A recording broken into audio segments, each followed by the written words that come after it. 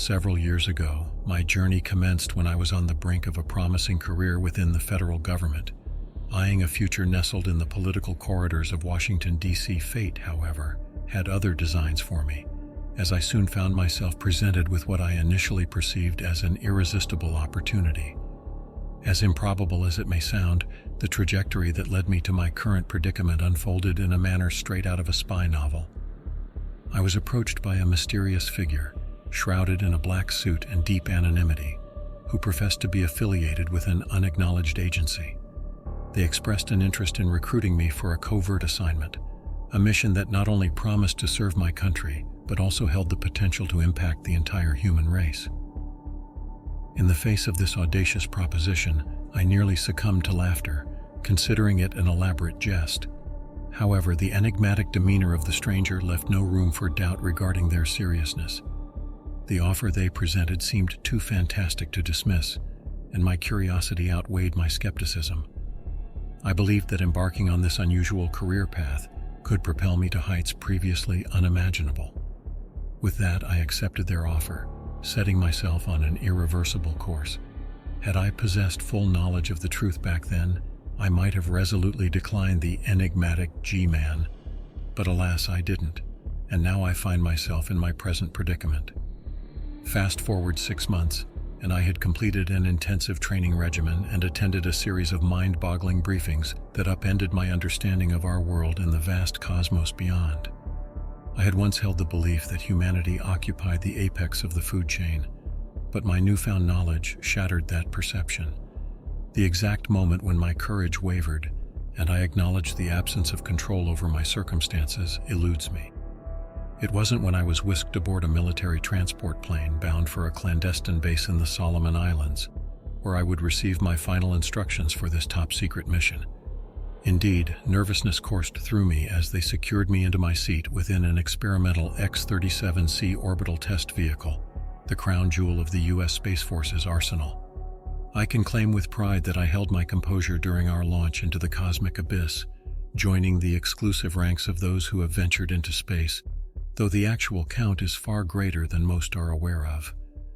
I contemplated the event's significance and the gravity of my mission, acutely aware that the knowledge of our undertaking would remain shrouded in secrecy.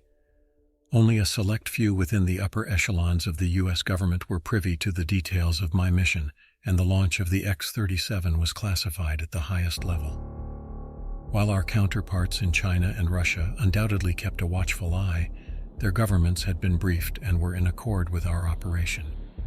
On this matter, if nothing else, the nations of the world stood united. As if the journey into orbit wasn't daunting enough, our approach to the enigmatic alien vessel bordered on sheer terror. Displayed on our screens was the image of an enormous, cigar-shaped spacecraft, capable of interstellar travel, which dwarfed our diminutive craft and bristled with advanced weaponry beyond our wildest imaginings.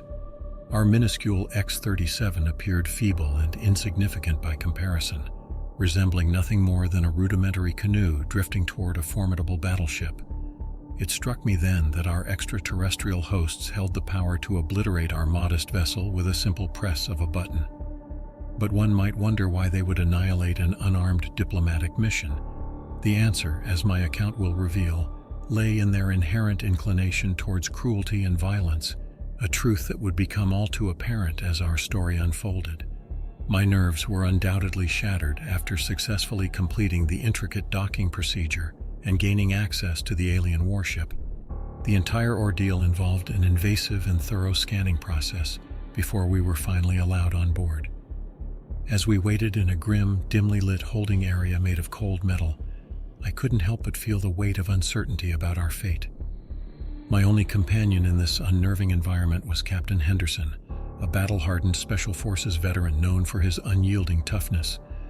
Henderson had been assigned as my bodyguard for this perilous mission. Our alien hosts prohibited us from bringing weapons on their ship, but Henderson reassured me that his expertise in hand-to-hand combat would serve as our defense if things took a turn for the worse. However, I couldn't shake my own lack of confidence. Sitting in that darkened cell, I observed Henderson perspiring heavily, his struggle to contain his fear evident. It was justified fear, shared by both of us. The alien race we were negotiating with was one that had a formidable reputation. Their technological advancements far exceeded our own, and they had been mastering interstellar travel for millennia, with records of their first visit to Earth dating back at least 5 centuries. I had never seen one of these aliens in person, but descriptions of them were nothing short of terrifying. They were characterized by their red-scaled reptilian appearance, complete with cold, predatory eyes and razor-sharp teeth and claws that could easily rend human flesh, rendering their advanced weaponry almost unnecessary. What's more, they were known for their cruel and warlike nature, making secret visits to our planet for the sole purpose of finding victims for their sadistic games and hunts. To the uninformed, they were often referred to as reptilians or lizard people. However, few knew the complete story, as governments worldwide had concealed the truth from their citizens for decades. In reality, these beings were the empire of the Astri, a militaristic interstellar species originating from the Trappist one-star system. They had waged relentless wars against their neighbors for millennia, until a new galactic order was established to maintain an uneasy peace and keep the Astri, among other aggressors, in check. Yet the Empire struggled to adapt to this newfound era of peace. They sought alternative outlets for their violent tendencies, venturing to uncontacted backwater planets like ours, where they could continue their brutality with relative impunity, shielded from the watchful eyes of the Galactic Confederation. And thus, this marked the point at which I entered the situation. You see, for countless decades, our global governments had been complicit in the heinous acts perpetrated by the Astri. We found ourselves powerless against their vastly superior technology, essentially permitting the Astri to carry out abductions, torture, and murders of thousands of our citizens each year. In the United States, we turned a blind eye to these abductions, which typically occurred in remote areas, targeting those who were often not missed: the homeless, drug addicts, or those without family or friends. In other nations, totalitarian regimes seized the opportunity to donate victims to the Astri as a form of tribute, offering up prisoners, political dissidents, and so-called undesirables, cynically using the chance to eliminate 2 problems at once. This grim reality had persisted for far too long, with world leaders justifying their covert collaboration with the Astri mass murderers, believing that sacrificing countless thousands was necessary for the greater good, and fearing the consequences of denying these alien slavers. They knew all too well that the Astri possessed space-based weaponry capable of devastating Earth's surface. However, recent developments had shifted the balance, leading to my involvement in this perilous yet vital diplomatic mission. For the first time in history, we held a trump card against the Astri, and Earth's powers that be decided to play it. The weight of humanity's future rested on my shoulders, and that was an immense burden to bear. As I sat in that holding area, my only hope was that the Astri would not backtrack on their promise to grant us an audience. Instead, I hoped they wouldn't simply eject the 2 of us into the cold vacuum of space through an airlock. My heart nearly leaped out of my chest when hidden speakers crackled to life, and a mechanical voice addressed us in nearly perfect English. "Representatives of planet Earth, the screening process is complete, and you are authorized to board the SS Glory of the Empire. Proceed through the door and make your way down the corridor to the passenger cell. Once you are secure and contained, we will continue our journey to our final destination." With those words, a previously concealed door in the steel wall ahead slid open, revealing a dimly lit and unwelcoming corridor. It led to yet another door at the far end. I hesitated for a fearful moment, finding myself momentarily unable to move, until Captain Henderson silently pulled me to my feet and practically ushered me through the doorway. In hushed tones, he whispered urgently into my ear, "They're observing us. Never reveal vulnerability or they'll annihilate us." His stern words sent a shiver down my spine, but deep down I knew he was right. Extensive briefings on the Astri culture and psychology had left little room for doubt. All our intelligence pointed to the Astri's lack of empathy or mercy, especially toward our human race. They adhered to their own version of social Darwinism, an extreme ideology advocating the survival of the fittest in a ruthless universe, with weaker species destined for oppression, enslavement, or obliteration. I fought to control my fear as I followed Henderson down a dimly lit, featureless corridor made of cold steel. My heart nearly leaped out of my chest when the airlock at the far end slid open, revealing what the ship's AI had eerily labeled as the passenger cell. Stepping inside cautiously, we found a room not markedly different from the one we had just left. Cold, dark, devoid of features, and exuding an undeniable hostility. However, we couldn't help but notice two cockpit-style chairs, seemingly designed for human occupants. This took me by surprise, as we had been warned not to anticipate any hospitality from our alien hosts, who considered us an inferior species far from their equals. My suspicion loomed large. This could be a trap. I stole a glance at the resolute Captain Henderson, contemplating asking him for his thoughts, but then remembered that our hosts were likely monitoring our every word and action. So I refrained. Captain Henderson assumed his seat without a word, efficiently securing himself for the impending journey into space. I mimicked his actions, watching him closely. His calm and unwavering confidence under such circumstances puzzled me. I attributed it to his training, a testament to his adaptability in this alien environment. I wished I could muster his confidence, but what lay ahead terrified me. The NASA and Air Force experts had cautioned us that our journey would stretch for months, possibly even years, within the span of a few short hours in one of their rockets. Our knowledge of Astri technology was limited, and most of our assumptions regarding their spacecraft were purely theoretical. At that moment, it was presumed that Henderson and I would venture farther into the cosmos than any earthbound entity had ever dared, subjected to gravitational forces beyond human experience. They remained uncertain about whether our bodies could withstand the voyage, leaving us to approach the Astri's assurances about our physical safety with skepticism. Thus, you can imagine my apprehension when the ship's engines roared to life, propelling us into the abyss of space at unimaginable speeds. To my astonishment and relief, I soon realized that our journey was not only survivable, but also relatively comfortable. No more challenging than my time aboard the X-37, which had transported us into orbit. The journey deep into our own solar system had been brief, lasting just 3 hours, and I could feel my confidence growing as I realized we were on track to successfully complete this leg of our journey. I couldn't help but wonder if the Astri were genuinely interested in negotiations, allowing a glimmer of hope to take hold. Perhaps, I thought, they were finally acknowledging the respect we felt we deserved.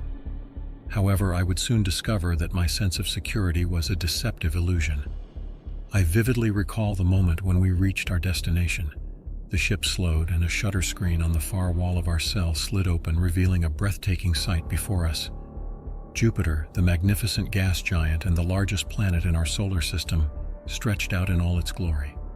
I gazed out of the porthole in sheer awe, marveling at the majestic planet's intricate atmospheric bands and the renowned Great Red Spot, a colossal anticyclonic storm that had raged for centuries, large enough to engulf Earth several times over. Jupiter's beauty left me entranced and profoundly humbled. I knew I was among the first human beings to witness this awe-inspiring planet with the naked eye. The alien vessel descended through Jupiter's orbit, heading toward the gray and rocky moon I recognized as Europa. As we drew closer to the moon, I spotted a grotesque artificial structure partially buried in its rocky surface, a collection of steel fortifications and potent space-based weaponry, all intricately connected to an extensive network of subterranean tunnels and chambers. My jaw dropped as I surveyed the harsh and uninviting facility, the Astri's primary base in our solar system. The Europa outpost had existed for decades, and Earth's governments had been aware of it for just as long. The Voyager probes had captured distant images of the facility, and numerous missions had documented it over the years. We knew it served as the Asti's main staging ground for covert operations on Earth, but little else. Entering this unknown territory, I couldn't anticipate what lay ahead, but I was certain that our alien hosts were revealing their moon base to us as an act of intimidation. Evidence of battles surrounded us as we descended, with twisted wreckage from destroyed ships and war machines trapped in Jupiter's orbit. Meanwhile, Europa's surface bore the scars of fresh craters, undoubtedly the result of orbital bombardments or wayward missiles. I glanced silently at Henderson and noticed the disappointment mirrored in his eyes, a sentiment I shared. Both of us had hoped to witness greater damage inflicted upon the Astri. As I've mentioned before, Earth's governments had long been powerless in the face of Astri incursions. However, this had changed recently. A year before I had been recruited for this clandestine diplomatic mission, our space monitoring systems had observed a fierce battle in Earth's orbit. An Astri hunting ship had engaged an unidentified vessel, apparently leading to its destruction. This event might have remained shrouded in mystery if it weren't for the unexpected landing of a small capsule deep in the American Midwest. Within that escape pod were 2 human survivors, and their tale was nothing short of extraordinary. Through the first-hand testimonies, we not only gleaned a chilling revelation about the atrocities committed by the Astri upon their captives, but also stumbled upon the existence of a potential ally, the Galactic Confederation, whose forces were locked in a bitter struggle with the rogue Astri hunters. The news of the space skirmish at last jolted our leaders into action, compelling a secret council to insist on a meeting with the Astri, aimed at renegotiating the terms of our agreement. However, this was not the final chapter in our saga. During my training, we received reports of a second space confrontation detected by our long-range telescopes. A small fleet of vessels had assailed the Europa base, unleashing a mesmerizing yet spine-chilling spectacle of blazing destruction. Until now, the outcome of this battle had been uncertain, but it seemed evident that our enigmatic hosts had emerged victorious. As our spacecraft made its final descent toward the sprawling lunar base, I couldn't shake an ominous premonition. Our colossal vessel seemed minuscule compared to the vast expanse of the moon base. It was becoming increasingly apparent how far humanity lagged behind in this interstellar arms race. Upon docking, we received further instructions from an emotionless, disembodied robotic voice. "We have arrived at the Empire's Alpha facility. Please release your restraints and await our representative who will escort you inside the facility." Henderson and I exchanged a glance as we followed the instructions, unfastening our seatbelts and rising from our seats. The distant door activated, and I mentally braced myself for my first encounter with an Astri warrior. Despite hearing witness accounts and seeing limited photographs and footage, nothing had prepared me adequately for this moment. Taking a deep breath, I watched as the automated door slid open, only to be met with disappointment. Before us hovered a robotic drone, its scanners and cameras trained on us, collecting data. I couldn't help but wonder if the Astri had adopted technology similar to that of the Confederation's war machines described in witness accounts. Confusion overcame us as the robotic drone began to speak. "I am Unit 537, an AI drone in the service of the glorious Astri Empire. My masters have tasked me with guiding you through our facility and overseeing the negotiations." I stood flabbergasted, struggling to find my voice as I tried to make sense of this unexpected turn of events. Eventually, it was Henderson who shattered the silence with an uncharacteristic outburst. "What in the world is this? Where are the Astri delegates? This is not what we agreed upon." The airborne robot turned to face my military companion, responding in the same mechanical monotone. "I have no knowledge of the arrangements you mention. Rest assured, I possess the plenipotentiary authority granted by my masters. I would also caution against further emotional outbursts. My masters may interpret such displays as acts of aggression and respond accordingly. Now you must follow me." With that, the drone veered sharply and penetrated the facility's entrance. I cast Henderson an indignant glare and whispered, "What on earth were you thinking? Are you attempting to jeopardize both our lives?" Henderson simply shook his head in despair before remarking, "No strategy survives initial contact with the enemy. We must be adaptable." Bewildered, I gazed at my companion, eager to inquire about his meaning.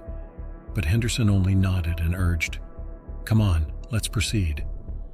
He advanced through the open doorway, and I trailed behind, unaware that we were marching directly into a nightmarish scenario. The interior of the Europa base appeared somewhat less foreboding and bleak than the spaceship, albeit only marginally so. The corridor's walls were sterile and white, and the scent of disinfectant filled my nostrils. The moment I stepped inside, I sensed that something was dreadfully amiss, and an ominous feeling of impending doom washed over me. I felt both frightened and on edge, but it was more than that. In a matter of seconds, an excruciating headache gripped my head, the pain escalating to nearly unbearable levels. I felt vulnerable and exposed, as if my innermost thoughts and secrets had suddenly been laid bare for the entire universe to witness, and it worsened. My throbbing brain was abruptly besieged by gruesome, nightmarish images. I witnessed human beings subjected to the sadistic tortures of the vile Astri killers, men torn apart by claws and teeth, a woman screaming while strapped to an operating table and subjected to surgery without anesthesia, and countless other scenes of extreme violence. The images within my mind were so vivid that I could almost hear the blood-curdling screams and smell the grotesque carnage. Struggling to remain upright and focused, I turned my gaze toward my companion. Any hope of finding support vanished as I saw Henderson grappling with his own internal struggle against the psychological weapon deployed by the Astri, beads of sweat forming on his forehead, his eyes bulging, and his face turning crimson. I assumed he was exerting every ounce of his mental fortitude to fend off the enemy's intrusion into his thoughts, though I harbored doubts about his chances of success. This was a new tactic we hadn't been forewarned about during our briefings, and frankly, it filled me with terror. What hope did we have if the Astri could not only harm our bodies but also assail our minds? The pressure continued to mount within my skull, to the point where I feared my head might explode, and for a horrifying moment, I believed they might indeed kill us through this vile method. But the assault on our brains ceased as abruptly as it had begun, the pressure lifting and the sadistic images vanishing, though the memories of the horrors I had witnessed remained indelibly etched. Our robotic guide behaved as though nothing had occurred, leading us to yet another automatic door at the end of the sickly white corridor, as it turned to address us in its monotone, mechanical voice. My masters thought you might want to visit your fellow Homo sapiens whom we house at this facility. I will now escort you to our containment areas. A profound sense of nausea twisted within me as the drone's cold, emotionless words echoed in the pit of my stomach. I stole a quick glance at Henderson just before the next door slid open. An overwhelming odor of filth, reminiscent of a zoo or kennel, assaulted my senses. The wailing, gut-wrenching cries that followed, coming from human throats, sent shivers down my spine. Our robotic escort led the way as Henderson and I reluctantly ventured into a nightmarish realm, bathed in the harsh glare of artificial illumination. We were simultaneously sickened and mesmerized by the grotesque scenes unfolding before us. Beyond the doorway lay an expansive bunker, its confines filled with rows upon rows of steel cages, stacked like macabre skyscrapers. Within these small 6x6 enclosures were human captives, victims of the Astri's sadistic designs. Among the prisoners, I observed a diverse array of races, ages, and genders, all subjected to the same callous and brutal treatment at the hands of their alien tormentors.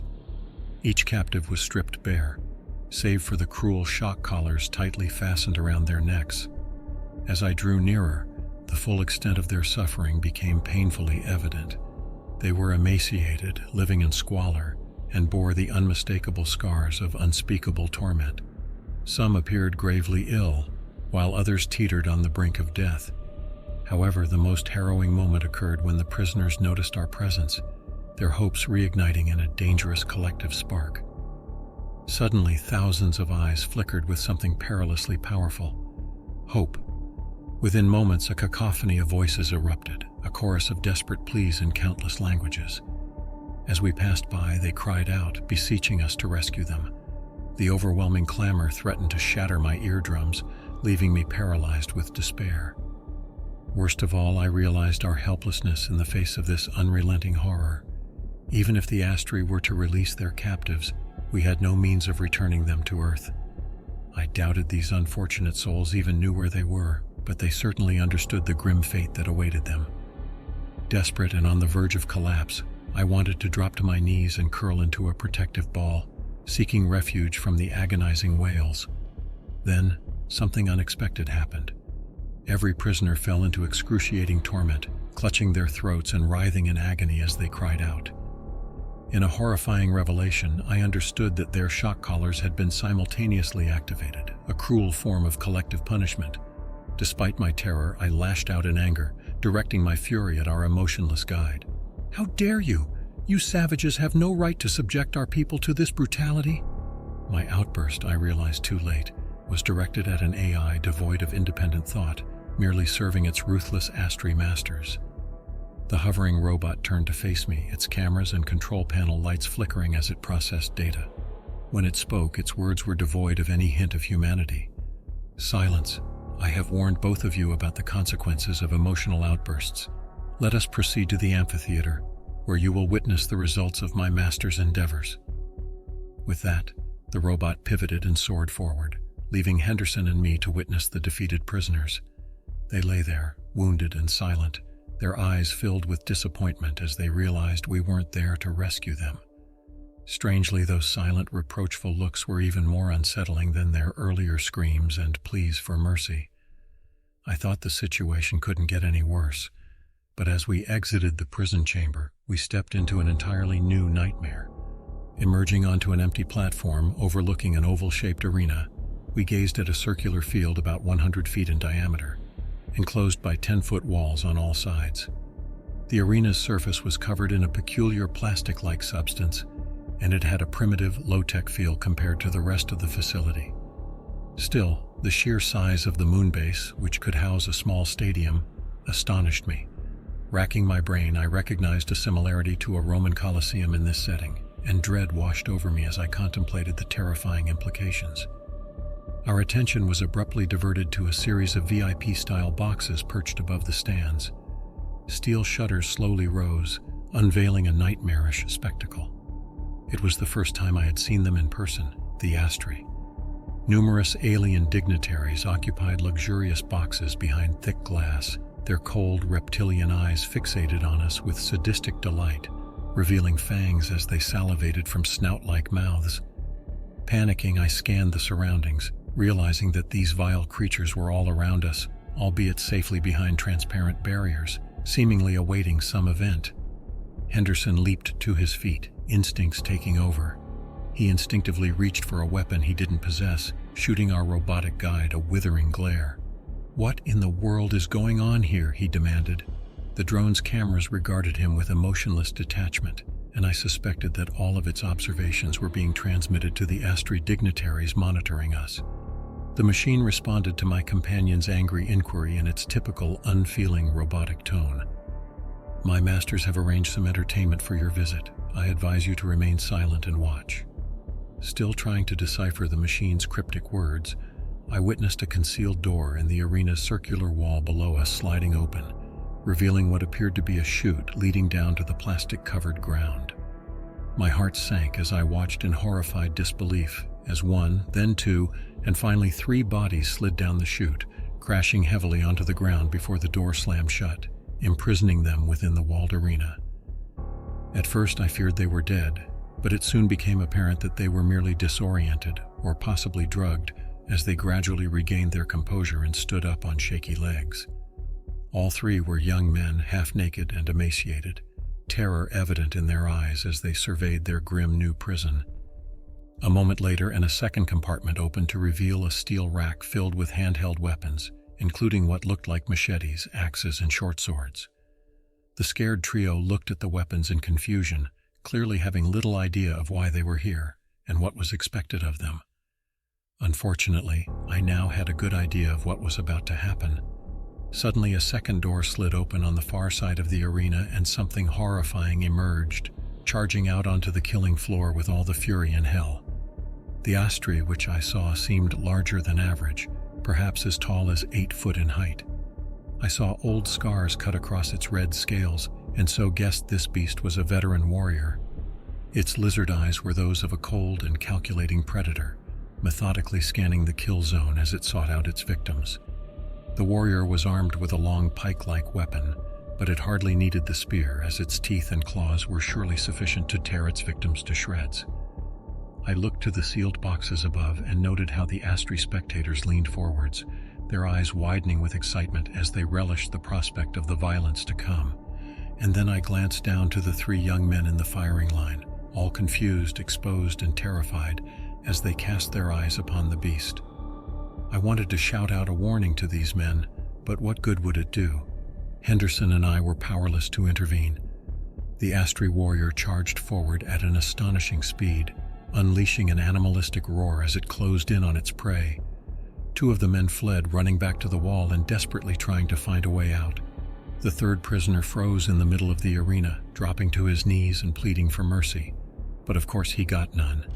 I expected the warrior to run him through with its spear, but instead it unleashed a high kick, deftly using the 6-inch claw on its foot to slice deep into the man's throat, slicing his jugular open and spraying blood all over the plastic floor.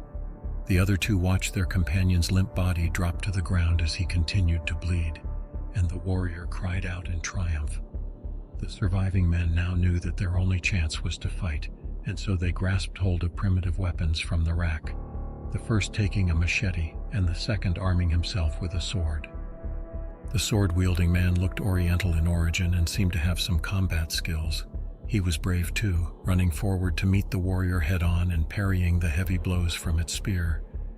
The fight didn't last long, however, as the sheer force of the Astri's attacks knocked the man down, forcing the sword from his hands. The human screamed as the alien brought its foot down upon his head, burying its claw deep into his skull. The third and final man wasn't much of a fighter, but he did take his chance, attacking the beast from behind and hacking at it with his machete. The Astri's scaly hide was thick, but the blade still penetrated, causing the beast to cry out in pain and fury. It was hurt, but not badly, soon turning around to face its attacker. The human took one look into the alien's killer eyes and broke, throwing down his weapon and fleeing across the arena. The warrior didn't miss a beat, lifting its spear and throwing it with immense strength. The projectile flew through the air, striking the man in the back and impaling his body against the arena's wall. The dying man twitched as his life drained away, and the alien warrior roared in celebration of its bloody victory. The fellow Astri shared equal delight in the outcome, their claws drumming against the glass in excitement as their sadistic cravings found satisfaction. I glanced at Henderson and observed his clenched fists and crimson, rage-filled visage. Personally, I was overwhelmed by a sickening feeling in my stomach at the horrendous spectacle we had been compelled to witness. In a wave of revulsion, I shook my head as my gaze fell upon the hovering machine, my emotions bubbling to the surface. What's the purpose behind all this? Why bring us to this remote place just to subject us to the torture and death of our people? I thought you intended to negotiate, damn it. The robot paused briefly before delivering its significant response. In fact, my masters entered into these negotiations in good faith. Your side has violated the terms of our agreement. I was left dumbfounded and perplexed by this declaration. What on earth do you mean? I demanded. Your scan yielded no issues, the machine elucidated, but your companion raised a red flag. I turned to face Henderson, only to find him avoiding my gaze. His countenance had fallen, his face drained of color, and sweat poured from his pores. I was rendered speechless, but our robotic guide continued to clarify the situation. The trace was subtle, but our sensors detected a viral infection in Captain Henderson's bloodstream. Analysis of the virus confirms that it is genetically engineered, specifically designed to be harmless to humans but lethal to the Astri species. Clearly, the intention of Earth's governments was to infect and annihilate the Astri population in this base with their crude biological weapon. My jaw fell open in disbelief, and I suspected that this had to be a falsehood. I turned to Henderson, hoping for some reassurance, only to witness him charging at the robot with malevolent intent. However, the machine reacted with lightning speed, extending a mechanical arm and firing a dart into Henderson's chest. He staggered backward, casting a guilt-ridden glance in my direction, before his eyes rolled back into his head, and he collapsed onto the platform with a heavy thud. I spun around just in time to see the lethal robot re-aiming its extended arm in my direction, preparing to fire a second shot. "Wait!" I screamed, but it was in vain. The dart struck me squarely in the chest, causing intense pain but not proving immediately fatal. Yet the poison contained in the dart coursed through my veins, and suddenly my entire body went numb. I felt myself falling as my legs gave way, and I crashed hard onto the ground, the world around me fading to black. I awoke with a slow and groggy consciousness, my eyes reluctantly opening as I attempted to move, only to discover my immobility. A sudden dread gripped me as I realized I was confined within a cramped cage suspended over an unfamiliar enclosure. My attempts to shift were futile in the confines of this tight space, and when I peered downward, A dense tropical thicket and an open clearing lay below me. My gaze turned to the left where I found Captain Henderson, my companion, also trapped within a similarly constricting cage, hanging perilously above the enclosure. My parched lips managed to utter words laced with anger as I confronted him about his apparent betrayal. "What on earth, Henderson? You allowed them to inject you with a biological weapon? Are you out of your mind?" Henderson lowered his head, avoiding my accusatory glare. "I was merely following orders." "Whose orders?" I bellowed. "Who in their right mind ordered such an insane attack? What convinced them this madness had any chance of success?" It was always a long shot, but the higher-ups believed it was our best shot. "But why? Why wasn't I informed? What happened to our negotiations?" Henderson scoffed dismissively before responding. "Snap out of it, man. The diplomatic mission was just a facade. Negotiating with these savages is impossible. They see us as prey, for God's sake. The true mission was always a military one, and we're both expendable." I was taken aback, a potent mix of shock, horror, and fury coursing through me at Henderson's revelation. Deep down, I had to concede that it made a twisted sort of sense. However, one thing was abundantly clear. Henderson's mission had failed, and now both of us were in dire jeopardy. As if on cue, a heavy rustling emanated from the foliage beneath, signifying the approach of something massive as it plowed its way toward the clearing. I knew that whatever monstrous entity they had unleashed would be catastrophic, but what emerged into the clearing exceeded the boundaries of my darkest nightmares. It's impossible to capture the sheer terror of the creature in mere words, but the closest comparison would be a colossal, jet-black spider. Its body dwarfed that of a fully grown man, boasting 8 lengthy, hair-covered legs. The creature's dozen dark eyes resembled a kaleidoscope, scanning the kill zone with predatory intent.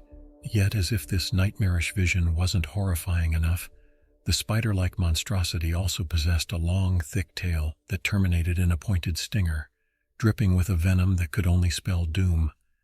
The creature's gleeful squeal echoed through the air as it spotted us imprisoned in our cages, leaving me with a sinking feeling about our captor's intentions. A foreboding beep filled the air, signaling an impending peril. Moments later, the floor of Henderson's cage gave way, sending him tumbling down to the clearing below. A sickening crack pierced the silence as Henderson landed heavily, his ankle seemingly shattered.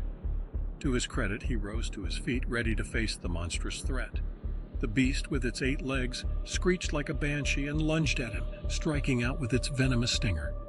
Henderson managed to evade the first 2 attacks, but the third found its mark in his shoulder, causing him to cry out in agony before collapsing to the ground.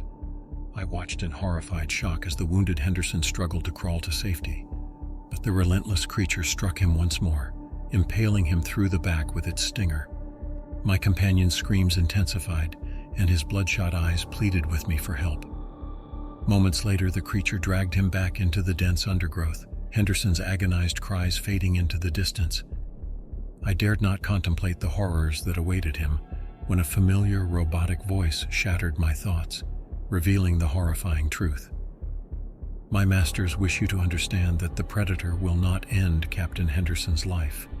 Instead, she will deposit her eggs within his living flesh, prolonging his suffering until they hatch. Then her offspring will consume him. This gruesome process will endure for several days, subjecting your companion to excruciating torment." A shudder of dread coursed through me, and I fought the urge to retch in disgust. My trembling lips allowed me to muster a response.